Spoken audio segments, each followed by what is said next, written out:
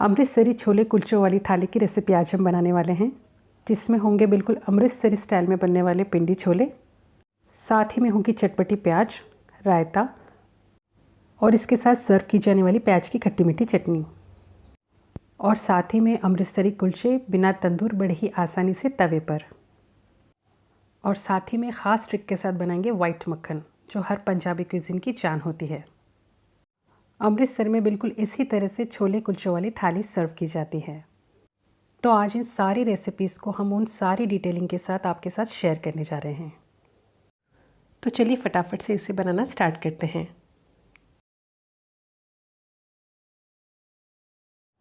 यहाँ पे हमें एक पतला सा कॉटन का कपड़ा या मलमल का कपड़ा ले लेना है, जिसमें डालनी है 2 बड़े चम्मच चाय की पत्ती। खड़े मसालों में 1.5 इंच दालचीनी का टुकड़ा, 1 बड़ी इलायची, 2 तेज पत्ते, 8 से 10 काली मिर्च और 6 से 7 लौंग ले लेनी है। इन सारे खड़े मसालों को भी इस कपड़े में डाल देंगे। अब हमें इसकी एक पोटली जैसी बना लेनी है। आप चाहे तो इसके गठान भी बांध सकते हैं या तो किसी धागे से भी इसे अच्छी तरह से बांध सकते हैं। बस ध्यान रहे कि चाय पत्ती बाहर ना आने पाए। अब दूसरी साइड हमने तवा गर्म होने चढ़ा दिया है और इसमें करीब 2 बड़े चम्मच अनारदाना ले लिया है, जिसे हमने बिल्कुल धीमी आंच में 5 से 7 मिनट तक भून लेना है। वैसे तो आप इसे कच्चा भी यूज़ कर सकते हैं, पर अगर आप इसे सेक लेंगे तो इसके अंदर का मॉइस्चर अच्छी तरह से निकल जाएगा और ये पीसने में भी काफ़ी आसान होगा और साथ ही में इसका स्वाद भी बहुत अच्छा आएगा। तो यहाँ पे आप देख सकते हैं ये अच्छी तरह से भुन चुका है। दूसरी तरफ हमने कुकर गर्म करने चढ़ा दिया है, जिसमें हमने लिए है 1 कप काबुली चने, जिसे हमने 5 से 6 घंटे के लिए भिगोकर तैयार कर लिया है। उसे इसमें डाल देंगे। 1 कप चने या मेजरमेंट से कहें तो 250 ग्राम चनों के लिए हमने यहाँ पे 2.5 कप पानी का यूज़ किया है। इसे लो टू मीडियम फ्लेम पर रखते हुए इसमें स्वाद अनुसार थोड़ा नमक डालेंगे और साथ ही में हमने जो पोटली बनाई है मसालों की वो इसमें डाल देंगे।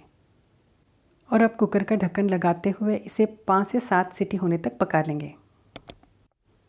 अब यहाँ पे आप देख सकते हैं हमारे छोले पक के अच्छी तरह से तैयार हो चुके हैं। और यहाँ पे आप देख सकते हैं कि चाय पत्ती का यूज़ करने की वजह से हमारे छोलों में कितना अच्छा ब्राउन कलर आया है। अब इन सारे मसालों की पोटलियों को बाहर निकालेंगे। अगर आपके पास अवेलेबल है तो आप चाहे तो 2 टी बैग्स का भी यूज़ कर सकते हैं चाय पत्ती के बजाय। यहाँ पे आप देख सकते हैं हमारे छोले कितने अच्छी तरह से गल चुके हैं। बस इसी तरह का छोलों का टेक्सचर हमें चाहिए, ना बहुत ज़्यादा हार्ड ना बहुत ज़्यादा सॉफ्ट। अब इसके मसाले की तैयारी कर लेते हैं, जिसके लिए हमने कढ़ाई गर्म होने चढ़ा दी है और जिसमें लिया है करीब 8 से 10 बड़े चम्मच तेल। तेल आप अपनी पसंद के हिसाब से कम या ज़्यादा भी ले सकते हैं। तेल गर्म होने पे इसमें हम डालेंगे करीब आधा चम्मच जीरा, 1/4 छोटा चम्मच हींग, आधा छोटा चम्मच अदरक का पेस्ट, आधा छोटा चम्मच लहसुन का पेस्ट। इसे अच्छी तरह से मिला लेंगे और इसे हल्का सा कलर चेंज होने तक भून लेना है। इसे मीडियम आंच पे भूनते हुए इसमें डालेंगे करीब 2 बड़े बारीक कटे हुए प्याज। इसे भी साथ में अच्छी तरह से चला लेंगे। आंच को हमने बिल्कुल मीडियम फ्लेम पे ही रखना है और इसे हल्का गुलाबी रंग का होने तक भून लेना है। तो यहाँ पे आप देख सकते हैं हमारे प्याज का कलर काफ़ी चेंज हो चुका है। अब इसमें हम सारे मसाले डाल लेंगे एक एक करके, जिसमें हमने लिया है 1 छोटा चम्मच देगी लाल मिर्च का पाउडर, 1/4 छोटा चम्मच हल्दी पाउडर और साथ ही में लिया है करीब 2 छोटे चम्मच धनिया पाउडर, 1 छोटा चम्मच भुना हुआ जीरा पाउडर, 1 छोटा चम्मच गरम मसाला, 1 छोटा चम्मच कसूरी मेथी, जिसे हमने ग्राइंडर जार में अच्छी तरह से पीस लिया है। और साथ ही में डालेंगे हम आधा छोटा चम्मच अमचूर पाउडर, 2 छोटे चम्मच अनारदाने का पाउडर, जिसे हमने ग्राइंडर जार में बारीक पीस कर तैयार कर लिया है, उसे डाल देना है। यही वो बेसिक मसाले होते हैं जिनका यूज़ करके हम पिंडी छोले घर में ही बड़े आसानी से बना सकते हैं बिना किसी छोले मसाले के। बस यहाँ पे हमें अनारदाना स्किप नहीं करना है, क्योंकि वही बहुत इंपॉर्टेंट इंग्रेडिएंट है पिंडी छोलों के लिए। अब हमने यहाँ पे करीब 2 बारीक कटे टमाटर ले लिए हैं। इसे इसमें डाल के अच्छी तरह से इसे भून लेंगे। बस यहाँ पे हमने जो मसाले जिस वक्त भुने थे, जिस वक्त हम मसाले सारे डाल रहे थे, उस वक्त आंच बिल्कुल धीमी होनी चाहिए, नहीं तो मसाले सारे जल सकते हैं। अब इसमें आधी कटोरी पानी डाल देंगे। जो छोलों को उबालते वक्त हमने यूज़ किया था वही पानी हम इसमें भी यूज़ कर रहे हैं। वैसे तो चाय पत्ती से इसका रंग अच्छी तरह से डार्क ब्राउन आ ही जाता है, पर अगर आप इसे और अच्छा डार्क रंग देना चाहते हैं तो इसे लोहे की कढ़ाई में बनाइए। अब इसे धीमी आंच पर 5 मिनट तक अच्छी तरह से पकने देंगे। जब तक इसका तेल इस तरह से अलग ना होने लगे। अब हमें यहाँ पे एक मैशर की सहायता से इस तरह से इसे अच्छी तरह से मैश कर लेना है। इस तरह से हमारे जो टमाटर हैं वो अच्छी तरह से मैश हो जाएंगे और एक ग्रेवी का फॉर्म ले लेंगे जो हमें एग्जैक्ट पिंडी छोलों के लिए चाहिए। पर अगर आप इसका टेक्सचर देखेंगे तो ये वही टेक्सचर है जो टमाटर और प्याज की ग्रेवी को पीस के तैयार किया जाता है और ये स्वाद में भी उससे बेहतर होती है। एक बार इस तरह की ग्रेवी भी बनाकर ज़रूर ट्राई करके देखिए। अब हमने इसमें यहाँ पे छोले डाल लिए हैं जिससे हमने कुकर में पकाकर तैयार कर लिया था। इन छोलों में वो सारे गरम मसालों का फ्लेवर है और चाय पत्ती का कलर है जो हमें एग्जैक्ट चाहिए था। इस स्टेज पे छोलों के गाढ़े टेक्सचर के लिए मैशर की सहायता से हमें इस तरह से 4 से 5 बार छोलों को मैश कर लेना है। बस इसे 4 से 5 बार ही मैश करना है, बहुत ज़्यादा नहीं, क्योंकि जब छोले ठंडे हो जाते हैं तो वो वैसे ही काफ़ी गाढ़े हो जाते हैं। और यहाँ पे जो बचा हुआ हमारा छोलों का पानी था वो भी हमने इसमें डाल दिया है। अब इसे अच्छी तरह से मिला लेंगे और मीडियम आंच पर करीब 5 से 7 मिनट तक और पकने देंगे। अब हमने यहाँ पे करीब 3 से 4 हरी मिर्च ली है जिसे इसे बीच में से इस तरह से काट लिया है। इसे कच्ची ही इसमें डाल देंगे और हरे धनिया से इसे गार्निश करेंगे। ऊपर से कच्ची हरी मिर्च डालने से इसका फ्लेवर बहुत ही ज़्यादा अच्छा आता है। और अब लास्ट में हमने यहाँ पे डालना है स्वाद अनुसार नमक। अब इस नमक को थोड़ा देख के डालेंगे क्योंकि हमने छोलों को शुरू में पकाते वक्त भी नमक का यूज़ किया था। इसे 5 मिनट तक और पकने देंगे। तो हमारे यहाँ पे पिंडी छोले बनके तैयार है। तैयार तो नहीं कहेंगे, इसे तड़का लगाना भी बाकी है। जी हाँ, इसमें ख़ास तरह का तड़का लगेगा जिसकी वजह से इसका फ्लेवर और भी ज़्यादा इन्हांस हो जाएगा। और जितना डार्क कलर अब आप इसका देख पा रहे हैं, इससे ज़्यादा डार्क कलर तड़का लगने के बाद इसका आ जाएगा। तड़के के लिए हमने यहाँ पे पैन गरम करने चढ़ा दिया है जिसमें हमने करीब यहाँ पे 4 से 5 बड़े चम्मच तेल ले लिया है। तेल अच्छी तरह से गर्म होने के बाद इसमें 4 से 5 लहसुन की कलियाँ काट के डाल देनी है। यहाँ लहसुन डालना बिल्कुल ऑप्शनल है, आप चाहें तो इसे स्किप भी कर सकते हैं, पर लहसुन डालने से इसका फ्लेवर काफ़ी अच्छा आता है। इसे 1 मिनट तक भुनने के बाद इसमें करीब आधा इंच अदरक को इस तरह से लंबा लंबा काट के डाल देंगे। इसे भी अच्छी तरह से भून लेंगे। करीब 2 लंबी कटी हुई हरी मिर्च ले लेंगे, इसे भी इसमें डाल के अच्छी तरह से भून लेंगे। अब इस स्टेज पे करेंगे आंच को बंद और डालेंगे 1 छोटा चम्मच लाल मिर्च, नहीं तो लाल मिर्च जल सकती है। अब इसे फटाफट चलाते हुए इस तड़के को डाल देंगे छोलों के ऊपर।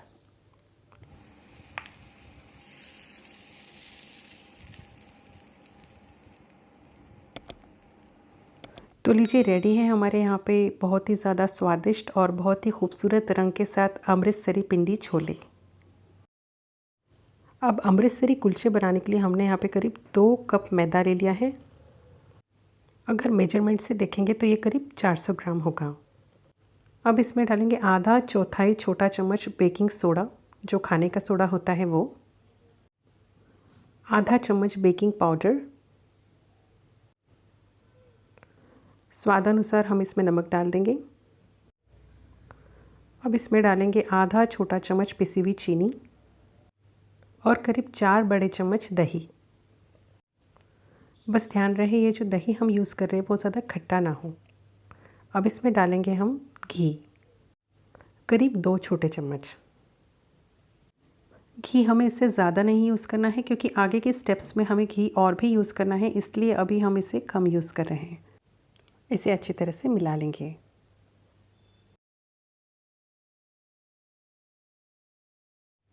अब यहाँ पे आप देख सकते हैं हमारा घी और मैदा अच्छी तरह से मिल चुका है और एक क्रम्बल्ड फॉर्म में बन चुका है। अब यहाँ पे हमें थोड़ा थोड़ा पानी करके यहाँ पे इसे मिला लेना है और इसका एक बहुत ही ज़्यादा सॉफ्ट सा ऐसा एक डो बना के तैयार कर लेना है।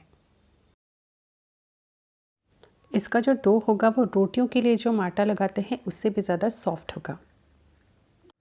ये इतना ज़्यादा सॉफ्ट होना चाहिए कि इसमें थोड़ी चिपचिपाहट हो।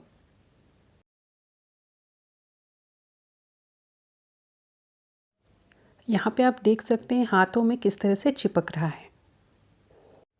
एग्जैक्ट इसी तरह का चिपचिपा डो हमें यहाँ पे कुलचों के लिए चाहिए। अभी ये चिपचिपा लग रहा है, पर जैसे जैसे आप इसे गूंदेंगे ये ठीक होते जाएगा। आप चाहे तो इसमें थोड़ा सा घी का यूज़ भी कर सकते हैं। यहाँ पे आप देख सकते हैं कि 1 कप में से भी इतना पानी बचा है, मतलब हमें करीब 1/4 कप पानी यहाँ पे हमें 1 कप में से बचा है। इतना पानी हमने यहाँ पे यूज़ करना है। यहाँ पे एक बात ध्यान देनी है कि पानी की क्वांटिटी मैदे की क्वालिटी के ऊपर डिपेंड करती है। तो हमें इस तरह का चिपचिपा मैदा गूंद के तैयार कर लेना है, इस बात का आप ध्यान ज़रूर दें। अब इस तैयार मैदे को हमें करीब आधे घंटे के लिए ढक के छोड़ देना है, इसके अंदर के ग्लूटेन को डेवलप होने के लिए। कुलचों के मसाले की तैयारी के लिए हमने यहाँ पे तवे पर करीब 1 बड़ा चम्मच धनिया ले लिया है और करीब 1 ही बड़ा चम्मच जीरा ले लिया है, जिसे हमने तवे पे धीमी आंच पर सेक लेना है। इसे लगातार चलाते हुए सेक लेंगे ताकि ये जल ना जाए। आप देख सकते हैं हमारे यहाँ पे धनिया और जीरा सेक के तैयार हो चुका है। बिल्कुल इस तरह का कलर हमें चाहिए। अब जो धनिया जीरा हमने सेक लिया था उसे थोड़ा सा ठंडा करने के बाद इसे थोड़ा सा क्रश कर लेंगे। चाहे तो आप इसे ग्राइंडर जार में भी पीस सकते हैं। बस इसे बहुत ज़्यादा बारीक नहीं पीसना है, थोड़ा दरदरा सा पीसना है। इसका कुछ इस तरह का टेक्सचर हमें चाहिए। अब कुलचों की स्टफिंग की तैयारी के लिए हमने यहाँ पे करीब 4 उबले आलू ले लिए हैं मीडियम साइज़ के, जिसमें एक बहुत ही ज़्यादा बारीक कटा हुआ मीडियम साइज़ का प्याज डाल देंगे। ये बहुत ही ज़्यादा बारीक कटा होना चाहिए, नहीं तो कुलचा फटने का डर होता है। करीब 3 से 4 बारीक कटी हुई हरी मिर्च ली है हमने यहाँ पे, क्योंकि हम यहाँ पे लाल मिर्च का यूज़ नहीं कर रहे हैं। बारीक कटा हुआ हरा धनिया और साथ ही में डालेंगे आधा चम्मच कुटा हुआ अदरक। अब इसमें धनिया और जीरा जो हमने क्रश कर लिया था वो डाल देंगे 2 चम्मच।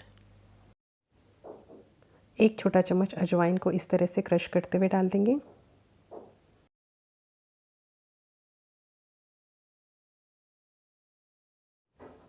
आधा छोटा चम्मच अनारदाना पाउडर। 1 छोटा चम्मच कसूरी मेथी को इस तरह से मसलते हुए डाल देंगे। आधा छोटा चम्मच अमचूर पाउडर। आधा छोटा चम्मच काला नमक।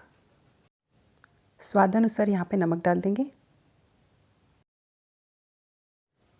और मैशर की मदद से यहाँ पे इसे अच्छी तरह से मैश कर लेंगे। आपने यहाँ देखा होगा कि स्टफिंग में हमने लाल मिर्च का यूज़ बिल्कुल नहीं किया है, हरी मिर्च का किया है। इसकी वजह से कुलचे की जो फ्रेशनेस है ना वो बिल्कुल बरकरार रहती है। आप चाहे तो इसमें लाल मिर्च का भी यूज़ कर सकते हैं, पर एक बार इसे हरी मिर्च के साथ ट्राई ज़रूर करके देखें। हमें इसे बहुत ही अच्छी तरह से मैश कर लेना है, बिल्कुल एक क्रीमी टेक्सचर यहाँ पे बना लेना है इस तरह से। यहाँ पे हमारी कुलचों की स्टफिंग बनके तैयार है। प्याज की चटनी बनाने के लिए हमने यहाँ पे करीब 50 ग्राम इमली को भिगो लिया था 1 से 2 घंटे के लिए। इसे ग्राइंडर जार में डाल देंगे। साथ ही में डालेंगे इसमें करीब 2 बड़े चम्मच चीनी, 1 छोटा चम्मच भुना हुआ जीरा पाउडर, आधा छोटा चम्मच काला नमक, 1 छोटा चम्मच लाल मिर्च पाउडर और स्वाद अनुसार नमक डाल के इसे पीस लेंगे। अब इस पिसे हुए मिश्रण को छलनी में डालकर इसे अच्छी तरह से छान लेंगे। अगर यहाँ पे ज़रूरत हो तो आप थोड़े पानी का भी इस्तेमाल कर सकते हैं। अब इस तरह से इसे अच्छी तरह से चलाते हुए थोड़ा थोड़ा पानी डालते हुए इसे अच्छी तरह से छान लेंगे।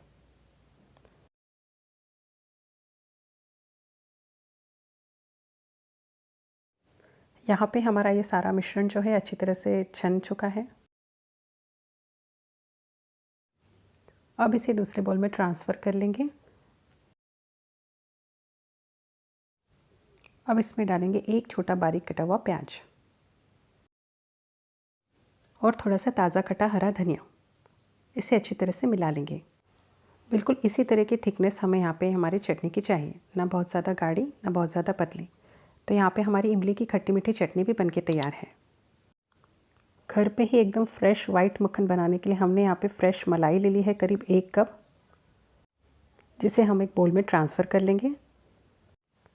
अब इसे किसी भी विस्क या मथनी या कहे रई की मदद से एक साइड से फेंटना शुरू कर दीजिए। इसे एक तरफ से ही फेंटना है फटाफट। इसे लगातार चलाते हुए हम फेंट लेंगे। वैसे तो मक्खन फ्रिज की मलाई से आसानी से बन ही जाता है, पर अगर आप इसे गर्मी में बना रहे हैं तो बस एक काम कीजिए कि जो आप मलाई यूज़ कर रहे हैं उसे 5 मिनट के लिए फ्रीजर में रख दीजिए और 5 मिनट बाद इसे बोल में ट्रांसफ़र करके इसी तरह से फेंट लीजिए। बिल्कुल 2 से 3 मिनट के अंदर ही आपका घर में बना फ्रेश मक्खन तैयार हो जाएगा। यहाँ पे आप देख सकते हैं मक्खन बिल्कुल अलग हो चुका है और सारा पानी अलग। अब हमें हाथों की मदद से मक्खन को इकट्ठा करते हुए सारा पानी अच्छी तरह से निचोड़ लेना है। यहाँ पे इस तरह से हमने सारा पानी निचोड़ लिया है अच्छी तरह से और हमारा घर का बना फ्रेश मक्खन बनके तैयार है। इसे फ्रिज में हम 2 से 3 दिन तक स्टोर करके रख सकते हैं। चटपटी प्याज बनाने के लिए हमने यहाँ पे एक प्याज ले ली है जिसे अच्छी तरह से छील लिया है और इसे इस तरह से गोल गोल काट लिया है। ये स्लाइसेस हमें ना ज़्यादा मोटे काटने हैं ना ज़्यादा पतले। अब इन सारी अनियन रिंग्स को अच्छी तरह से अलग अलग कर लेना है। सिर्फ एक चीज़ डालकर हम एक सिंपल सी प्याज को इतना स्पेशल बना देंगे कि आप इसे रोज़ खाना पसंद करेंगे। अब इन सारी प्याज को एक बाउल में ट्रांसफ़र कर देंगे।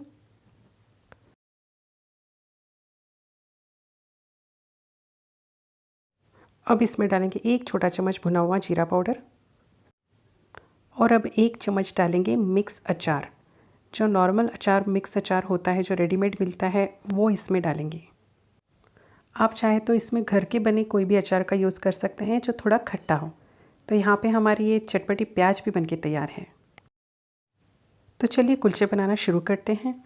हमने यहाँ पे जो डो रेस्ट करने के लिए छोड़ा था वो बनके तैयार है। इसे एक बार और अच्छी तरह से गूंद लेंगे। यहाँ पे आप देख सकते हैं कि जो हमारा डो था जो हाथों में इतना चिपक रहा था, स्टिकी सा था, वो बिल्कुल सॉफ्ट हो चुका है। हाथों में बिल्कुल चिपक नहीं रहा है। इस तरह से इस डो को एक प्लेन सरफेस पे ट्रांसफ़र करके इस तरह से इसे हाथों से चौड़ा करते हुए फैलाते जाएंगे। ये जो डो है काफ़ी सॉफ्ट होने की वजह से काफ़ी आसानी से फैलते जाएगा। इस तरह से फैलाते हुए इसे एक आयताकार, एक रेक्टेंगुलर शेप दे देंगे। अमृतसरी कुलचों की जो क्रिस्पीनेस होती है इन 7 लेयर्स की वजह से होती है जो अब हम यहाँ पे बनाने वाले हैं। तो इस तरह का शेप देने के बाद हमने यहाँ पे करीब 1 बड़ा चम्मच घी ले लिया है जिसे इस तरह से इसे फैला लेना है। इस सरफेस पे इस तरह से इसे पूरा इवनली फैला लेना है। और अब इस पे डालेंगे थोड़ा सा सूखा मैदा। इसे थोड़ा सा इवन कर लेंगे और जो ऊपर की साइड है वो नीचे बीच में इस तरह से फ्लैट कर लेंगे और जो नीचे की साइड है वो इस लेयर के ऊपर लगा देंगे, या कहे एक तरह से इसे लॉक कर देंगे। इस तरह से कॉर्नर से उठाते हुए, थोड़ा सा उठाते हुए पिंच करेंगे, उठाएंगे, पिंच करेंगे, उठाएंगे, पिंच करेंगे इस तरह से। क्योंकि कई बार इसे बनाते वक्त क्या होता है कि लेयर्स फटने लगती है, इसलिए इसे लॉक करने की वजह से इसकी लेयर्स कभी भी फटती नहीं हैं। यहाँ पर जो है ये हमारा डो अच्छी तरह से बन चुका है। इसे इस तरह से उठाते हुए इसे उल्टा कर देंगे और बिल्कुल फ्लैट करते हुए थोड़ा सा हल्के हाथों से इसके सेम साइज़ के पेड़े काट लेंगे। हम जो ये पेड़े काट रहे हैं ये ज़्यादा ना बड़े होने चाहिए ना ज़्यादा छोटे, क्योंकि छोटे होंगे तो ये बहुत ज़्यादा पतले हो जाएंगे और मसाला बाहर आएगा, और बहुत ज़्यादा मोटे होंगे तो ये क्रिस्पी उतने बन नहीं पाएंगे जितने हम बनाना चाह रहे हैं। इस तरह से कटे हुए पेड़ों को उठा लेंगे और इसके जो कॉर्नर्स है उसको अंदर की तरह दबाते हुए इस तरह से बंद कर देंगे। इस तरह से दबाते हुए बंद करने से क्या होगा कि इसके लेयर्स जो हैं वो नहीं खुलेंगे और पराठे बहुत ज़्यादा क्रिस्पी बनेंगे। इसी तरह से हमें सारी लोइयाँ बना के तैयार कर लेनी है। और ये सारी बनी हुई लोइयाँ सूखे ना, इसलिए आप चाहे तो इसे किसी गीले कपड़े से या किसी बर्तन से ढक के रख दीजिए। अब कुलचा बनाने के लिए हमने यहाँ पे एक लोई ले ली है इस तरह से, जिसे इसे थोड़ा सा फ्लैट कर लेंगे हाथों से। ये आटा काफ़ी आसानी से ही फैल जाएगा दबाने से, क्योंकि हमने इसे काफ़ी सॉफ्ट लगाया था। इस तरह से यहाँ पे इसे फैला लेना है। और अब जो हमने स्टफिंग बनाई थी इसका एक मीडियम साइज़ का गोला बना के इसके बीच में इस तरह से रख देंगे और इसे बंद कर लेंगे अच्छी तरह से, इस तरह से चारों साइड से फोल्ड करते हुए। अब ये जो स्टफिंग है आप अपने हिसाब से कम या ज़्यादा भी भर सकते हैं। तो लीजिए गोला बन के तैयार है हमारा कुलचों के लिए। लेयर्स आप अभी से ही देख सकते हैं कितने अच्छी तरह से दिखने लगी है इसमें। अब इसे फ्लैट सरफेस पे लेके इसे अच्छी तरह से गोल आकार दे देंगे। वैसे तो अमृतसरी कुलचे हाथों से ही फ्लैट करके बनाए जाते हैं, पर अगर आपका आटा चिपचिपा है या आप ठीक तरह से इसे हाथों से फ्लैट नहीं कर पा रहे हैं तो आप यहाँ पे बेलन का यूज़ भी कर सकते हैं, और चाहे तो सूखे मैदे का यूज़ करके भी यहाँ पे इसे बेल सकते हैं। यहाँ पे देखिए इसे मैंने हाथों में लेके इस तरह से थपथपाते हुए अच्छी तरह से गोल शेप दे दिया है। आटा काफ़ी सॉफ्ट होने की वजह से काफ़ी अच्छी तरह से स्ट्रेच हो जाता है, तो इससे बेलने में बिल्कुल भी दिक्कत नहीं जाएगी। यहाँ पे हमारा कुलचा बिल के तैयार है। इस पर स्प्रिंकल करेंगे थोड़ी सी धनिया जीरे का पाउडर जो हमने क्रश करके तैयार कर लिया था, थोड़ा सा अनारदाना और थोड़ी सी अजवाइन, और थोड़ा सा डालेंगे इसके ऊपर कटा हुआ हरा धनिया। अब इन सारी चीज़ों को हल्के हाथों से दबाते हुए अच्छी तरह से सेट कर देंगे कुलचों के ऊपर। यहाँ पे अगर आप चाहें तो इन सारी चीज़ों को चिपकाने के लिए थोड़ा सा पानी भी लगा सकते हैं। अब यहाँ पे हमें कुलचों को हाथों में उठा लेना है और इसका जो निचला हिस्सा है यहाँ पे अच्छी तरह से पानी लगा लेना है, और अगर आप चाहें तो फ्लैट सरफेस पे उल्टा रख के भी इस पे पानी लगा सकते हैं। पानी जो है ये एक तरह की ग्लू का काम करेगा कुलचों को तवे पे चिपकाने के लिए। यहाँ पे हमने तवा गर्म होने चढ़ा दिया था पहले से ही। उसी साइड से यहाँ पे कुलचे को हमने डाला है जिस साइड से हमने यहाँ पे इसे पानी लगाया था, और यहाँ पे इसे उंगलियों से इस तरह से पंचर कर देंगे। थोड़ी थोड़ी दूरी पर यहाँ पे उंगलियों के इस तरह से निशान बना लेंगे और मीडियम फ्लेम पे इसे सिकने देंगे। यहाँ पे आप अगर चाहें तो इसे बेलते वक्त भी इस तरह से यहाँ पे उंगलियों के निशान बना सकते हैं, इससे कुलचा काफ़ी अच्छी तरह से सिकता है। अब यहाँ पे आप देख सकते हैं हमारा कुलचा थोड़ा थोड़ा फूल रहा है, मतलब ये नीचे से अच्छी तरह से सिक चुका है। अब इसे उठा के हमें उल्टा कर लेना है। कुलचे के ऊपरी हिस्से को सेकने के लिए हमें इसे फ्लेम के ऊपर लेके आना है तवे को उल्टा करके, और फ्लेम से थोड़ा दूर रखते हुए, मतलब करीब 2 से 2.5 इंच की दूरी रखते हुए इसे अच्छी तरह से गोल गोल घुमाते हुए सेक लेना है चारों साइड से। बस कुलचा बनाते वक्त इस चीज़ का ध्यान रखना है कि इसे नॉन स्टिक तवे पे नहीं बनाना है, इसे लोहे के तवे पे जो नॉर्मल रोटी बनाते हैं हम घर पे उस तरह के तवे पे बनाना है इसे। और इसमें मोयन या लेयर्स काफ़ी ज़्यादा होने की वजह से कई बार अच्छी तरह से चिपक नहीं पाता ये तवे पे। तो उस वक्त क्या करना है, थोड़ा सा आटा लेके इसे बेलना है और फिर इसे पानी लगा के तवे पे डालना है। ये तवे से बिल्कुल चिपका रहेगा। और अब आप देख सकते हैं हमारे यहाँ पे कुलचा सिक के तैयार हो चुका है। इसे इस तरह से यहाँ पे निकाल लेंगे हम, और आप देख सकते हैं हमारा कुलचा कितनी अच्छी तरह से सिक चुका है चारों साइड से, कितना अच्छी तरह से क्रिस्पी हुआ है। सारी लेयर्स आप देख सकते हैं इसकी। अब कुलचों को सर्व करते वक्त आप चाहे तो इसे थोड़ा सा क्रश करके सर्व करें या बीच में से काट के, जिस तरह से आप खाना पसंद करें उस तरह से। मक्खन के साथ या अमूल बटर के साथ आप इसे एंजॉय कर सकते हैं। तो लीजिए यहाँ पे हमारी बनके तैयार है अमृतसरी छोले कुलचों वाली स्पेशल थाली। और अगर आज की हमारी स्पेशल रेसिपी आपको पसंद आई हो तो इसे लाइक ज़रूर कीजिए, अपने फैमिली और फ्रेंड्स के साथ शेयर कीजिए, और अगर आप हमारे चैनल पर नए हैं तो इसे सब्सक्राइब कीजिए। साथ ही में बेल आइकन को ज़रूर क्लिक कीजिए ताकि हर नए रेसिपीज़ की नोटिफिकेशंस आपको सबसे पहले आए।